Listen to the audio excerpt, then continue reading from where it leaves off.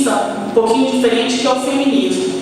Para nós, o feminismo é um feminismo negro, porque nós, mulheres negras, desde sempre, a nossa luta é pela nossa liberdade, pela nossa emancipação, pelo nosso empoderamento. Já seria isso, né? Depois tem outras companheiras que vão falar, estou à disposição, tem alguns materiais e obrigada.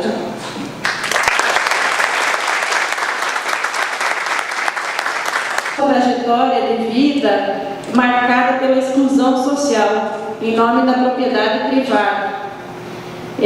Todos nós sabemos que vivemos numa sociedade que ela se divide em classes. As classes é a classe daqueles que têm os meios de produção e as classes dos trabalhadores que têm sua mão de obra para vender para o mercado. E esse é um divisor de águas. Porque enquanto uns têm, outros não têm. E para uns ter, outros não podem ter. As condições dos homens, mas as pesquisas historicamente têm demonstrado que há uma grande diferença em seus salários, né? Podem estar na mesma posição, mas têm seus salários inferiores aos homens. Esse é o primeiro fator. Nós, mulheres do campo, historicamente, conseguimos ser as guardiões da diversidade, da biodiversidade das sementes. Com esse modelo de sociedade, ele exclui esse processo de nós, ele tira isso de nós. Então, qual que é a principal violência? Primeiro, essa exclusão que nós temos no campo. Agora fica meio difícil falar depois da Elaine, né? Nossa companheira militante de muitos anos, né? Camponesa, professora.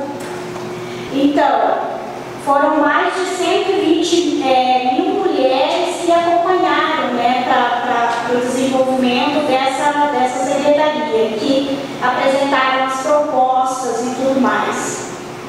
Então, temos alguns pontos aqui que estão garantidos lá, né? Que seria a igualdade e respeito à diversidade, equidade, autonomia das mulheres, poder de decisão sobre suas vidas e corpos, laicidade, políticas independentes de princípios religiosos, universalidade das políticas públicas que garantam os direitos sociais, políticos e econômicos, culturais para todas as mulheres. Superação da desigualdade social, participação na formulação e implementação das políticas públicas como medida de proteção aos direitos humanos. E daí, nesses vários eixos, entra a autonomia, a igualdade, o enfrentamento à violência contra a mulher. Pois é, no papel assim parece que está tudo muito bem, né? Agora, estamos deixando algumas questões de lado, estamos deixando de perceber algumas coisas. Por exemplo, a sociedade em que nós vivemos, a sociedade de classe em que nós estamos incluídas. Eu gostaria sinceramente que a gente não estivesse discutindo política para mulheres, e sim políticas para os seres humanos. Então, políticas para mulheres é uma necessidade, porque vivemos numa sociedade capitalista, machista, e que nos negaram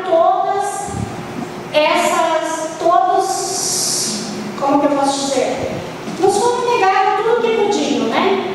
Essa dupla jornada de trabalho, ela traz grandes desgastes. E uma das questões para essa superação seriam as discussões relacionadas a essa sociedade e à questão de gênero.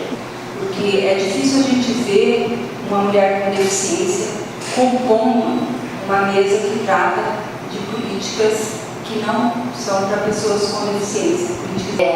Eu não nasci com deficiência, me tornei uma mulher com deficiência aos anos atrás, me deparando com essa situação, é que eu comecei a perceber todos os obstáculos obstáculos que estão postos para uma pessoa com deficiência. Então, a mulher, além de ser mulher, ter uma deficiência é um agravante. A nossa companheira ali estava falando da questão do trabalho, de ser explorada. Uma pessoa com deficiência, nem explorada ela é. Não resta nem isso, porque a questão do trabalho, ela está muito ligada à validez. E quando se vê uma pessoa com deficiência, o que está posto é a invalidez. A pessoa com deficiência não é olhada como uma pessoa válida, como uma pessoa produtiva. E isso é muito forte. Quando as pessoas me veem, elas não veem uma mulher, elas não veem uma pessoa com capacidade, elas veem a cadeira de rodas. E assim todas as mulheres que estão em cadeira de rodas são as mesmas. Eu sou confundida com a Cledomínia, que nos conhece, também é uma lutadora, e com tantas outras mais que estão por aí, porque as pessoas não nos olham no rosto, elas olham a roda, elas olham a cadeira. Então, esses enfrentamentos nós vivenciamos diariamente. A dificuldade de estar no mercado de trabalho. Esses dias nós tivemos o dia D, que é um dia mais uma questão política, mas de inserção da pessoa com deficiência no mercado de trabalho, e nós podemos perceber a dificuldade que é a contratação de uma pessoa com deficiência, independente de ser homem ou mulher. É muito difícil nos verem como uma pessoa com capacidades para estar em qualquer lugar, em qualquer posto. Normalmente, nós observamos que nos resta são vagas, que são, não sem demérito a nenhum tipo de profissão, enfim, ou de função, mas nos restam vagas, de fato, que às vezes a pessoa com deficiência não tem condições, dependendo da sua deficiência, de exercer. Então, é uma forma até de poder excluir essa pessoa do mercado de trabalho. No Brasil, nós temos uma legislação muito importante de que trata a pessoa com deficiência. A nossa colega aqui, a doutora Aline, comentou da lei da Maria da Penha, e é importante observar que Maria da Penha foi uma mulher violentamente machucada pelo seu marido. Eu não me recordo se foi com ela que eu estive em Brasília na época da minha reabilitação, que tinha uma pessoa com a mesma história da Maria da Penha. Depois é que surgiu a lei. Enfim, ela se tornou uma pessoa com deficiência depois de ser violentamente maltratada pelo seu marido. E certamente a vivência enquanto mulher com deficiência deve ter sido e tem sido muito difícil, porque ela ficou totalmente tetraplégica, sem condições de ter uma mobilidade e de ter uma vida com autonomia e independência. Então, assim, quando nós observamos agora o censo de 2010, que já está ultrapassado, nós podemos observar que entre as pessoas com deficiência, o maior número são de mulheres.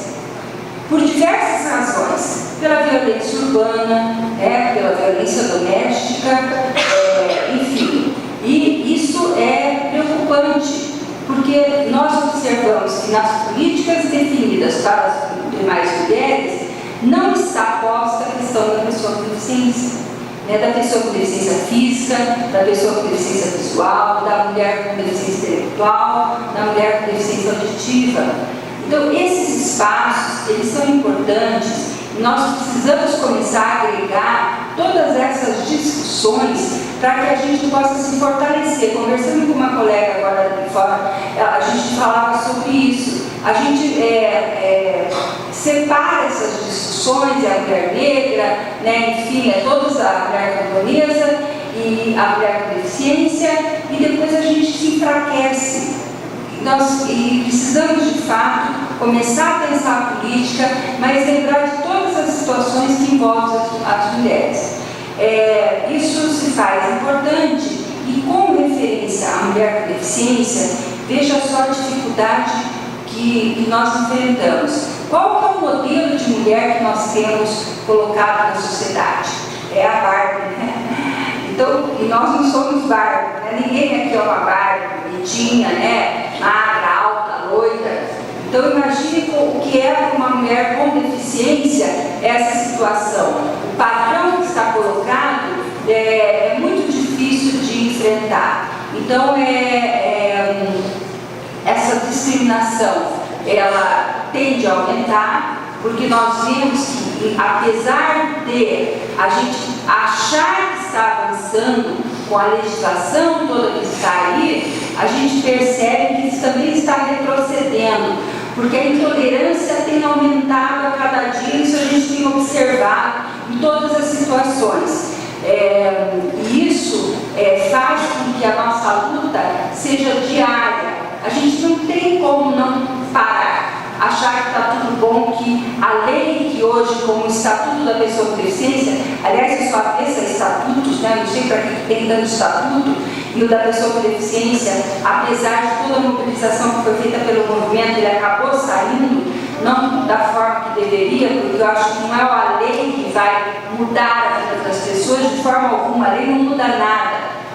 Por isso que nós temos que nos, de fato, nos unirmos com referência a todas as questões, para que a gente possa fazer um enfrentamento com mais força, para que esses políticos percebam, né, que eles não são bonzinhos quando colocam uma lei achando que vai mudar, né, o que todos nós vamos nos calar com referência a isso que está posto agora.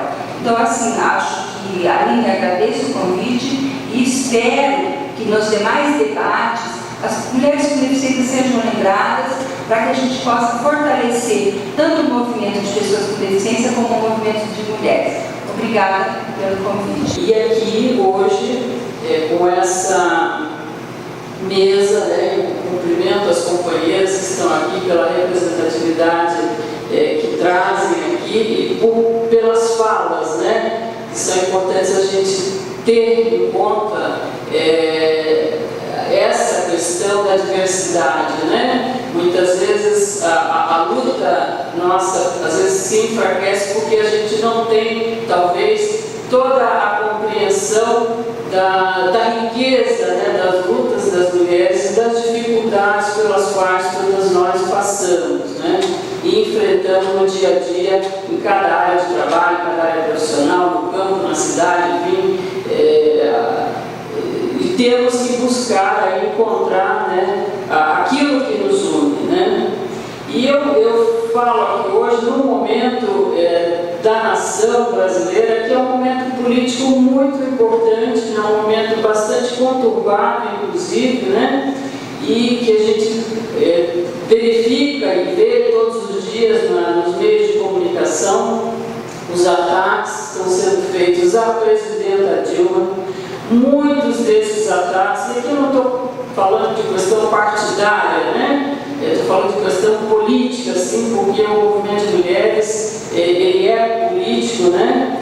Então, quando a gente vê alguns ataques que ela sofre, e eu sei que ela sofre esses ataques, acho que todos nós compreendemos isso, porque ela é mulher.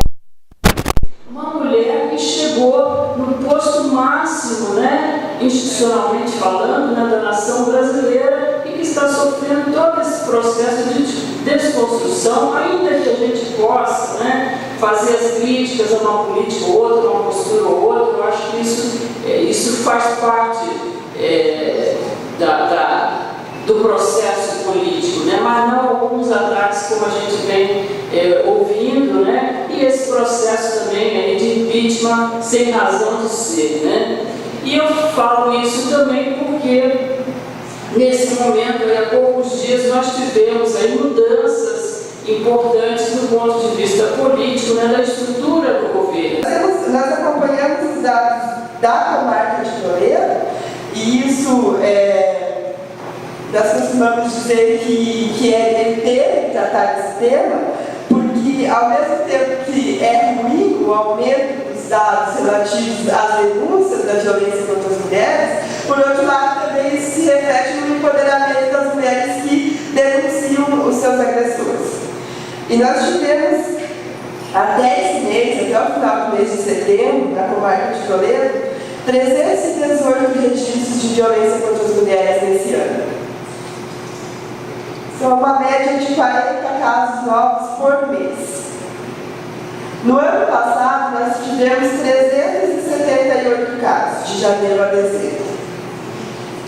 Nesse ano, nós tivemos um feminicídio. Desde 2013, nós não tínhamos nenhum registro de feminicídio no nosso município. E isso é o que chega à delegacia de atendimento à mulher. Esses são os casos que as mulheres vão até a delegacia e representam contra os seus agressores.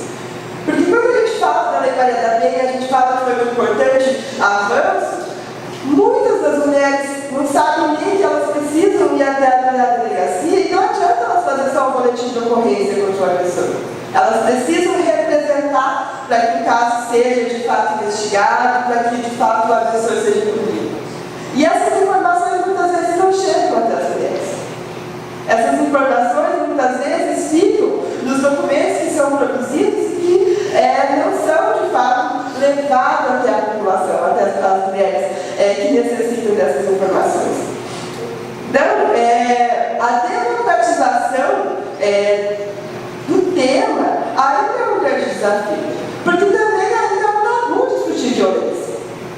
Porque os dados mostram que a violência contra as mulheres acontece no ambiente familiar e que é aquela família que dá palco.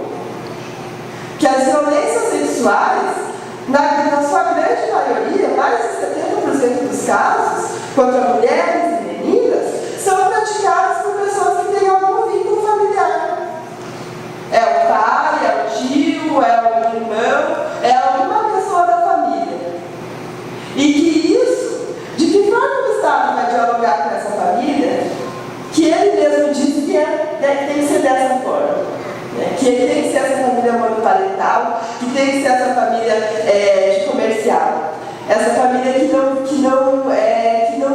tem nem as suas reconfigurações como a gente vê hoje. Então, de que forma nós, enquanto Estado, dialogamos com essas situações, sendo que o próprio Estado diz que existe um padrão de família. Então, discutir isso para além daquilo que se produz em documentos é fundamental para que de fato a gente consiga avançar e desnaturalizar a violência. Porque hoje, quando a gente trata o tema da violência também, a gente trata somente do tema da violência física. E a própria Lei Maria da Penha, ela trata de outros tipos de violência também, que acontecem e que muitas, se a gente for parar para refletir, muitas de nós já sofremos violência e não identificamos isso como violência. Então, a violência psicológica, que é o segundo maior índice de violência, dos registros de violência, a violência sexual, e aí aqui o grande desafio é a questão da violência, o estupro de vulnerável, a violência contra meninas menores de 14 anos, e esse índice é alto também. A questão do estupro e a sexualização precoce das meninas. Então, tudo isso faz com que a gente, de fato, necessite avançar no debate, necessite avançar para além da discussão de todas essas questões que foram colocadas. Um outro elemento que eu queria colocar também, e que é fruto desse sistema, e que aí também tem como um dos grandes facilitadores a mídia, é a mercantilização do corpo das mulheres. O Brasil é um campeão de plásticas no mundo, de cirurgias plásticas. Porque, como já foi dito, nós temos um padrão de beleza. Hoje, creio, nenhuma de nós aqui se enquadra, Nenhuma de nós se enquadra nesse padrão. E aí, diante disso, nós temos cada vez mais situações de medicalização do corpo das mulheres. E essa medicalização não se dá somente para as mulheres que querem ter o corpo dentro dos seus padrões de beleza. Hoje, a gente tem um mercado que vem crescendo cada vez mais, que é o mercado dos partos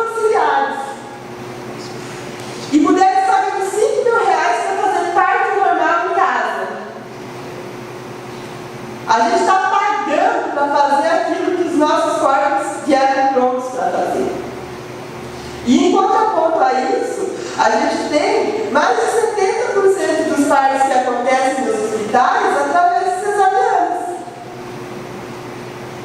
O SUS os médicos que operam a partir do SUS vêm mercantilizando o corpo das mulheres, e as mulheres hoje em dia, as que optam por parto natural, pagam caro. Pagam caro por aquilo que nós poderíamos fazer gratuitamente, e aquilo que é um direito nosso. E aí, para avançar nesse ponto também, nós precisamos, e esse mesmo congresso que diz que cria um Estatuto do Nascituro, que cria um Estatuto da Família, esse mesmo congresso nos impede de discutir o tema do aborto. Nos impede de dialogar com relação ao direito ao nosso corpo, que é o mesmo direito de nós sermos gordo ou magro, e que também nós não temos. Então, os desafios para que a gente consiga avançar, no meu entendimento, vão muito além de termos ou não uma Secretaria de Políticas para Mulheres nos nossos municípios, que são importantes e fundamentais e temos ligados cotidianamente para que elas permaneçam e sejam fortalecidas, mas que por si só não dão conta dessas discussões. Até porque discutir políticas públicas para as mulheres, ela só tem sentido se for discutido de uma maneira transversal e integrada. Porque de nada adianta eu ter um espaço, um organismo de políticas para mulheres, se eu não consigo articular as ações da saúde, que muitas vezes as doenças relacionadas principalmente à questão de saúde mental estão relacionadas às relações de gênero.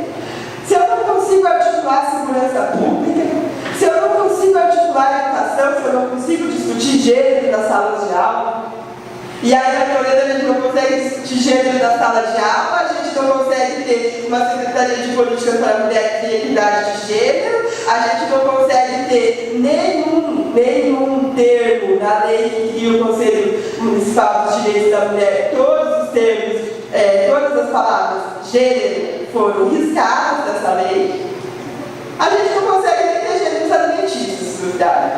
Então, infelizmente, essa ideologia de gênero, essa discussão que se dá a partir da perspectiva religiosa e moralista, que faz com que aqueles que deveriam nos representar se colocam em oposição à educação, e uma educação que de fato seria libertadora, que de fato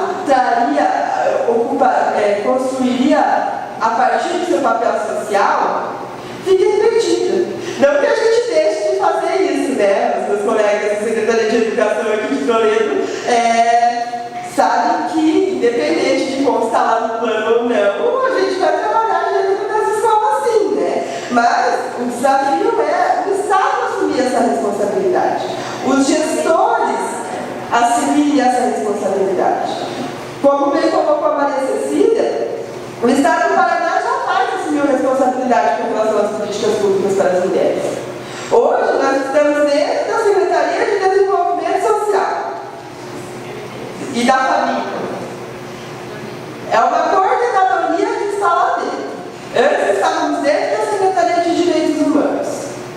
Nós não temos mecanismos que de fato façam com que a gente consiga ter ações integradas e articuladas e que nós possamos contar com a participação do Estado. É um grande desafio também para nós. Então, enquanto gestora de políticas públicas, dizer que me preocupa muito também essa condição em que tudo que nós construímos até agora, em que o nosso Plano Nacional de Políticas para Mulheres, que vem se consolidando, enfrenta essa dificuldade. Em que o nosso orçamento, que já era pequeno, pode ser que diminua. Em que as prioridades que nós tínhamos, talvez se tornem menos prioridade diante das demais necessidades desse ministério que se cria. E aí, é importante e fundamental nós compreendermos e garantirmos que nós estamos no único ministério, mas nós não somos a mesma, nós não podemos ser uma única política. As políticas precisam ser mantidas a partir de sua autonomia. Então, por isso, me preocupa muito, e enfrentamos esse desafio no nosso município também, quando se joga no mesmo bolo a questão das minorias. E não, a gente sabe que precisamos dialogar de maneira a compreender a realidade de cada uma dessas minorias. E esse é um dos grandes desafios também. Então, pensar em políticas públicas para mulheres e avançar nesse tema vai muito além de pensar somente nesses organismos que se instituem e que precisam ser fortalecidos. Mas nós precisamos pensar e garantir também os avanços da política que vêm sendo consolidados nos últimos anos. E aí dizer que nós não podemos admitir nenhum tipo de retrocesso. Nenhum tipo de retrocesso. Porque assim como nós tivemos a aprovação do Estatuto da Família, nós podemos ter a aprovação de outros estatutos que vêm por aí que nos colocam numa condição ainda pior. Mas que assim como a gente viu 5.000, acho que foi aqui em Cascavel gritando fora Dilma, a gente viu 100.000 margaridas aí em Brasília gritando fora Cunha também, né?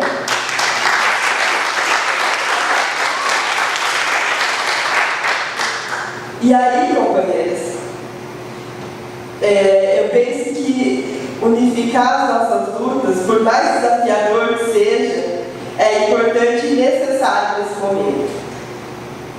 Necessário no sentido de que a gente impeça ainda mais retrocessos e que a gente possa avançar de fato. Eu já estou mostrando o bilhetinho. Que a gente possa avançar de fato. Então, dizer que o desafio está posto, não é novidade para nós também os desafios, porque tudo aquilo que nós avançamos até hoje foi através de muita luta, e que vamos seguir juntas, construindo coletivamente, avançando a partir também do diálogo com a sociedade civil, que isso é importante e fundamental. E aí, quando a gente fala dos espaços de participação, a gente não pode fortalecer só a participação das mulheres nos partidos. A gente precisa fortalecer a participação das mulheres nos conselhos, precisamos de conselhos municipais de direitos das mulheres fortalecidos. As mulheres indígenas também lutam e resistem. São as mulheres indígenas que são responsáveis pela educação das crianças dentro da aldeia. São as mulheres indígenas hoje também que com as crianças no colo enfrentam pistoleiros. São as mulheres indígenas hoje que tanto lutam para entrar nas universidades e para depois trazer o retorno para dentro das aldeias. Agora há pouco, e foram escolhidos apenas 5 representantes indígenas no Brasil. E a Paulina, representante indígena mulher aqui da nossa região, foi escolhida. E hoje nós temos uma grande liderança mulher indígena aqui no nosso país, na nossa região, e que é uma grande força e que a gente sabe que vai para frente. E assim, é um orgulho nosso, sabe? E eu posso dizer que hoje a Paulina, a mulher indígena, ela me representa também.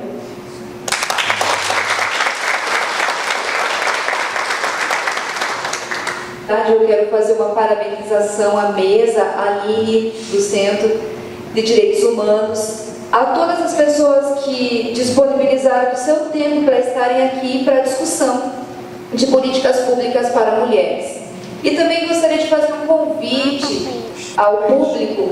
Nós continuaremos esse debate em outros momentos, mas em Toledo, de modo especial, na próxima semana, nos dias 20, 21 e 22, nós teremos o 2º Fórum Municipal da Diversidade. E na abertura é justamente a questão de gênero e direitos humanos que será debatido, porque como muitas mulheres da mesa colocaram, nós fomos duramente atacados nos nossos planos estaduais, no nosso plano municipal, com muitas inverdades que foram ditas em relação ao que é o estudo de gênero. É um espaço importantíssimo de luta e de transformação. E a aquisição de conhecimento, ela também precisa acontecer com a reflexão, saber o que se faz com esse conhecimento. Então, desde pequenos, as nossas crianças já trabalham com matemática de gênero, de 0 a 3 anos, os CMEIs. Nós temos, inclusive, aqui agentes da diversidade, que são dos centros municipais de educação infantil, onde nós levamos a discussão, sim, onde os meninos brincam de boneca sim e brincam com casinha, e as meninas de carrinho, e jogam bola sem problema nenhum. E mesmo a questão também é o seguinte, existem muitas putas, e cadê os putos? Né? Só se fala, fulana, né, deu por tal, não sei o que, aconteceu lá, virou puta. Cadê os putos? Será que tem puta sozinha? Né?